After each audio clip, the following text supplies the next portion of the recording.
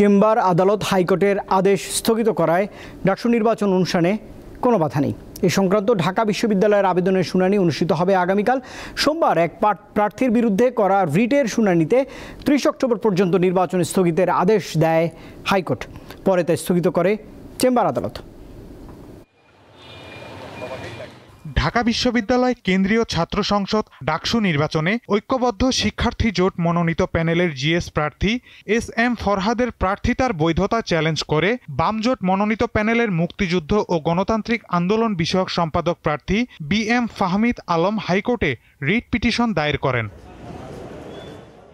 সোমবার রিট আবেদনের শুনানির পরিপ্রেক্ষিতে আগামী 30 অক্টোবর পর্যন্ত ডাকসু নির্বাচন স্থগিতের আদেশ দেয় হাইকোর্ট। পরে এ বিষয়ে ব্রিফিংকালে হাইকোর্টের আদেশ স্থগিত চেয়ে চেম্বার আদালতে আবেদনের কথা জানান ঢাকা বিশ্ববিদ্যালয়ের আইনজীবী শিশির মনির। যেহেতু পিটিশনার তার পিটিশনে ডাকসুর নির্বাচন স্থগিত চান নাই, না চাওয়া সত্ত্বেও হাইকোর্ট বিভাগ ডাকসুর নির্বাচন স্থগিত করেছেন, এটা অনেকটা নজিরবিহীন। এই প্রেক্ষিতে এই নির্বাচন প্রক্রিয়াটা স্থগিত করাটা বিশ্ববিদ্যালয় কর্তৃপক্ষ মনে করছে যে এর মাধ্যমে নির্বাচন প্রক্রিয়াটা যদি স্থগিত থাকে তাহলে ছাত্রদের মধ্যে প্রতিক্রিয়ার তৈরি হতে পারে। ঢাকা বিশ্ববিদ্যালয় কর্তৃপক্ষের আবেদন গ্রহণ করে হাইকোর্টের রায় স্থগিত করে চেম্বার আদালত। এই বিষয়টির যে গুরুত্ব এবং ইম্পর্টেন্স বলে আমরা চেম্বার জজের আদালতে হাতে লিখিতভাবে আবেদন করেছি।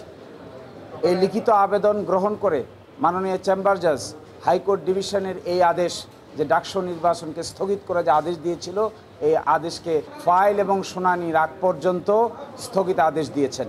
অর্থাৎ এই মুহূর্তে ঢাকা বিশ্ববিদ্যালয়ের ডাকসুর নির্বাচন পরিচালনার ক্ষেত্রে এই মুহূর্তে কোনো বাধা থাকলো না। ঘোষিত তফসিল অনুযায়ী আগামী 9 সেপ্টেম্বর ডাকসু নির্বাচনের ভোট গ্রহণ অনুষ্ঠিত হবে। মাহিদুর রহমান, দীপ্ত সংবাদ, ঢাকা।